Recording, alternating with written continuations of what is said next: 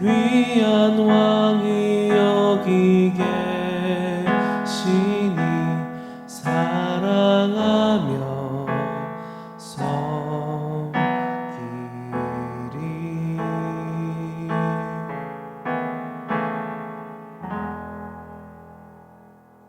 샬롬. 오늘 함께 보실 말씀은 디모데전서 3장 1절에서 13절 말씀입니다. 봉독은 1절만 하겠습니다. 미쁘다 이 말이여 곧 사람이 감독의 직분을 얻으려 함은 선한 일을 사모하는 것이라 함이로다. 아멘. 우리 뉴스를 보면 종종 이 정치인들 청문회가 열리는 것을 보게 됩니다. 사실 보게 되면은 썩 유쾌하진 않은 것 같습니다. 이 정치인들이 특별한 이 중요한 이 직책에 앉게 될 때 그들의 삶의 거룩성을 하나하나 낱낱이 파헤쳐 보면 뭐 이런저런 여러 가지 깨끗하지 않은 것들이 많이 나오기 때문입니다. 자, 그런데 이런 질문을 한번 해볼 수 있을 것 같습니다. 왜들 그렇게 다 들춰내는 걸까? 그냥 좀 덮고 가면 되지 않을까? 여러 가지 이유가 있겠지만요. 제가 생각하는 가장 큰 이유는 그들이 감당해야 할 그 자리가 대표성을 띠는 자리이기 때문입니다. 예를 들어 이 대한민국의 대통령의 자리다라고 한다면요. 그가 가지고 있는 도덕성, 인격, 또 정직, 진실함이 곧 대한민국이 어떤 나라인지를 대표하는 것이 되기 때문입니다. 대표성을 갖는 것이죠. 마찬가지로 교회 내에서 직분을 받아 섬긴다는 것은요. 대표성을 갖게 됩니다. 즉 자신의 삶이 곧 교회가 어떠한 곳인지를 나타내는 것이 된다라는 것이죠. 삶이 곧 복음의 메시지 자체가 되어야만 하는 자리입니다. 디모데전서 3장에서 바울은 디모데에게 이 교회 안에 직분자들을 세우는 기준에 대해 이야기하고 있습니다. 1절부터 7절까지는 감독을 세우는 기준입니다. 감독이라고 이야기하지만 실제로는 장로와 동일한 의미이고요. 오늘날에는 목회자로 해석이 될 수 있습니다. 그리고 이어지는 8절에서 13절은 집사를 세우는 기준에 대해 이야기합니다. 이 초대교회 당시 이 직분은요. 오늘날처럼 이 목회자다, 평신도다 정확하게 기준이 딱 나뉘어져 있지는 않았습니다. 집사라고 해도 스데반 집사처럼 말씀을 전하는 자들도 있었습니다. 그렇다고는 하지만 이런 특별한 경우를 제외하고서는 그래도 평균적으로 이 감독은 교회 안의 리더로서 목회자의 역할을, 또 집사는 그 감독, 목회자를 도와서 교회를 세우는 일들을 했던 것을 우리가 이해할 수 있습니다. 뭐 감독이든 집사든 뭐 어쨌든 이런 기준을 지켜야 하는 이유가 중요할 텐데 조금 전에 예시와 동일합니다. 이것이 하나님이 그분의 모든 자녀에게 보시고자 하는 모습이기 때문입니다. 즉 목회자이든 혹은 다른 직분을 가진 자들이든 그들이 리더이기 때문에 거룩해야 하는 것이 아니라 그들이 보여주는 그 대표성의 모습이 하나님이 교회 안에 모든 자들에게 원하시는 모습이 된다라는 겁니다. 고린도후서 5장 17절을 보면 이렇게 이야기하고 있습니다. 그런즉 그리스도 안에 있으면, 누구든지 그리스도 안에 있으면 새로운 피조물이라. 이전 것은 지나갔으니 보라 새 것이 되었도다.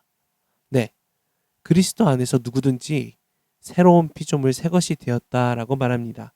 이전 것, 옛날의 삶은 모두 다 사라져 버렸고 새로운 삶이 찾아왔다라고 말합니다. 그런데 이게 정확히 무슨 삶인지, 어떤 것인지를 보여주는 모델이 교회는 필요합니다.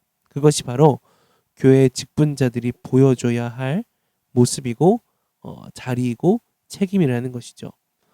도대체 거룩함이 뭔지, 복음에 합당한 삶은 뭔지, 교회에서 겸손하게 섬긴다라고 하는데 이게 도대체 어떤 건지, 거짓과 다툼과 허영과 욕망이 가득한 이 사회에서 여전히 순결하게 사는 것이 가능한지, 그게 가능하다라는 걸 보여주는 것이 바로 우리 교회의 직분자들, 리더들이 보여줘야 하는 모델이라는 겁니다.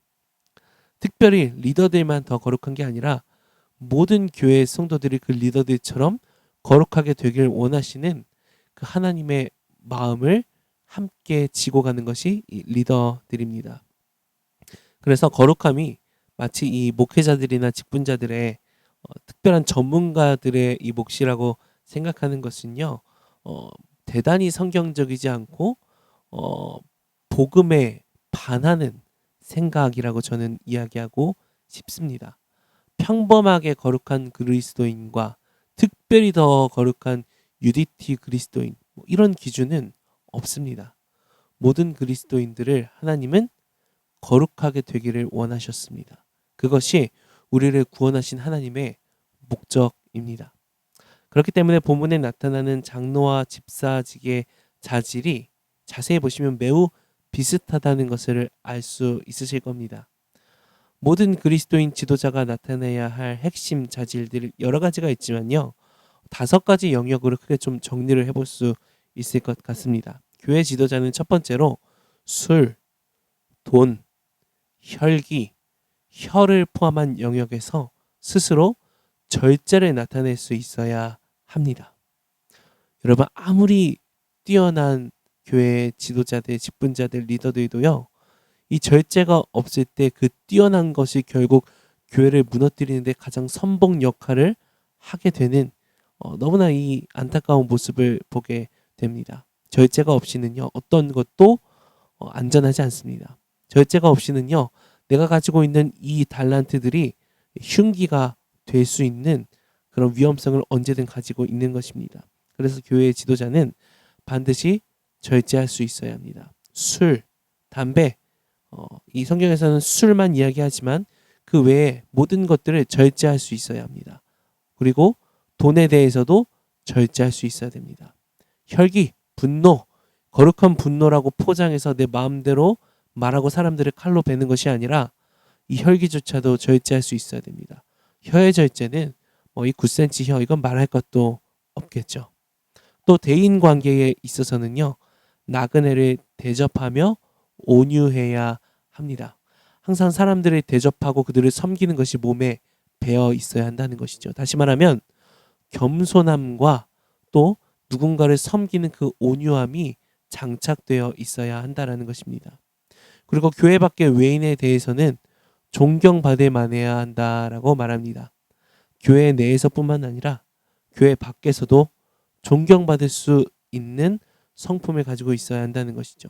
그리고 믿음에 관해서는 진리를 굳게 붙잡아야 하고 그것을 가르치는 은사를 갖추어야 한다라고 말합니다. 여기서 진리를 굳게 붙잡는다는 것은 그냥 믿음이 좋다라고도 할 수 있겠지만요.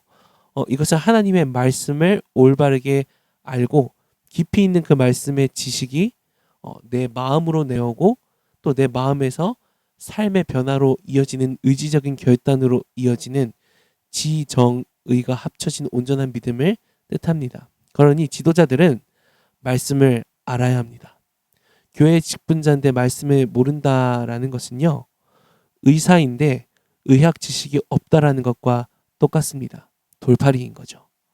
그렇기 때문에 지도자는 반드시 하나님의 말씀을 알아야 하고 날마다 묵상해야 하고 또 그것이 지식으로 끝나지 않고 내 마음으로 그리고 내 의지적인 결단으로 이어지는 이 통로가 항상 원활하게 잘 뚫려 있어야 합니다. 그리고 가르치는 은사를 갖춰야 한다라고 말하는데 이 교회 직분자들에게 요구하는 능력 중 유일한 한 가지가 이 가르치는 은사입니다. 자, 그런데 오늘날 우리가 이것을 적용할 때는요, 하나님은 모든 그리스도인이 이 직분자들처럼 거룩해지길 원하신다라는 이 시점으로 이것을 적용하면 우리 모두가 사실 가르쳐야 하는 자입니다.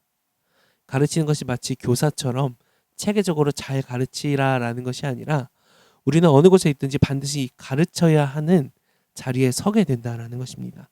마지막 이 가족에 대한 부분이 바로 그 적용이 될 수 있을 것 같은데 이 가족에 대해서는 아내에게 신실하고 자녀들을 잘 가르쳐야 한다라는 라고 말합니다. 여러분, 이 교회 안에 모든 직분자들에게 공통적으로 강조되는 사항이 하나 있다면요. 바로 가정을 잘 다스리는 자가 되어야 한다는 겁니다. 아내에게 좋은 남편이 되고요. 자녀들에게는 하나님이 누구신지, 그 믿음이 무엇인지를 삶으로 그들에게 지식으로 또 감정으로 가르칠 수 있어야 합니다. 그래서 직분자들이 갖춰야 할 자격 중에 이런 표현이 있습니다. 믿는 자녀를 둔 자들이어야 한다. 이거 엄청 의미심장한 말입니다, 여러분. 내 믿음이 있지만 내 자녀도 동일하게 믿음이 당연하게 있게 된다. 그게 아니라는 거죠. 믿는 자녀를 둔다라는 것은 그 자녀의 신앙을 내가 가르치고 책임질 수 있는 능력이 있어야 한다라는 겁니다. 가정에서 내가 가르치지 못한다면 교회에서도 가르칠 수가 없겠죠. 가정에서 내가 그들에게 있어서 존경을 받지 못한다면 교회에서도 존경받지 못할 겁니다. 가정에서 예배자가 되는 모습을 보이지 못한다면요. 교회에서 예배자로 설 수 없습니다. 가정에서 절제하지 못하는 자는요. 교회에서도 절제하지 못해 문제가 됩니다. 가정 안에서 우리가 먼저 어떤 모습인지를 살펴보고 거기서부터 우리는 시작을 해야 합니다. 그리고 성경에서도 실제로 이 가정에 대한 것을 아주 많이 강조합니다. 구약에서는 하나님께서 우리 쉐마 이스라엘을 통해서 말씀하십니다. 한 분이신 하나님, 그 하나님을 마음과 뜻과 힘을 다해 우리가 사랑하는데 그것을 자녀들에게 가르치고 무엇을 하든지 이마에 새기고 손목에 새기고 달릴 때이든지 누워있든지 언제든지 기억하고 가르쳐야 된다라고 말합니다. 즉 믿음의 보존을 강조합니다. 그리고 신약시대에 와서는 그 보존된 믿음을 확장하고 전파하는 것에 대해 이야기하지만 여전히 교회 직분자를 세울 때는 그 보존하는 믿음의 실력을 하나님은 보신다는 겁니다. 그래서 오늘 우리는 모두가 직분자는 아니겠지만 이 말씀을 우리의 삶에 적용할 때 나는 가정에서 어떤 사람인지 생각해 보시면 좋겠습니다. 그리고 결혼을 하신 분들은 배우자 사이의 관계에서 나는 과연 어떤 사람인가? 자녀가 있는 분들은 나는 자녀를 과연 정말 믿음으로 책임을 가지고 가르치고 있는가? 가정에서 나는 그리스도인인가? 가정에서 나는 예배자인가? 절제하는 자인가? 온유함을 실천하는 자인가? 존경받는 자인가? 나는 거룩한 모델이 되고 있는가? 거기에서부터 시작하여서 교회 안에서 하나님이 부르신 그곳에서 동일한 그 은혜와 거룩함을 흘려보낼 수 있는 우리 바이탈 성도님들 되길 소망합니다. 자, 그래서 오늘 원포인트는요. 모델입니다. 누군가의 모델이 되는 위치에 있는 것이 모든 그리스도인들의 자리입니다. 오늘 하루 나는 가정에서 또 직장에서 또 교회 안에 있는 세워진 이 직분의 자리에서 어떤 모델로 살아가고 있는가 하나님 앞에 비춰 보시는 이 시간들이 되시길 소망합니다. 오늘 함께 말씀과 원포인트 기억하며 기도할 때 나에게 주어진 그 자리에 따라서 우리가 함께 기도하면 좋겠습니다. 혹시 직분과 어떤 리더의 자리에 세워지신 분들은 내가 이곳에서 과연 하나님의 성품, 하나님의 나라 그 거룩함을 드러내며 살고 있는지 돌아보시며 기도하면 좋겠고요. 꼭 그 직분의 자리에 있지 않는 분들도 언젠가 나를 하나님께서 그 자리에 앉히실 텐데 누군가의 모델이 되는 자리에 앉히실 텐데 나는 과연 그것에 준비되고 있는지 내 주변 사람들에게 나는 어떤 모델이 되고 있는지 돌아보시며 회개할 것들 또 하나님께 구해야 할 것들 결단할 것들을 놓고 함께 기도하면 좋겠습니다. 함께 기도하겠습니다.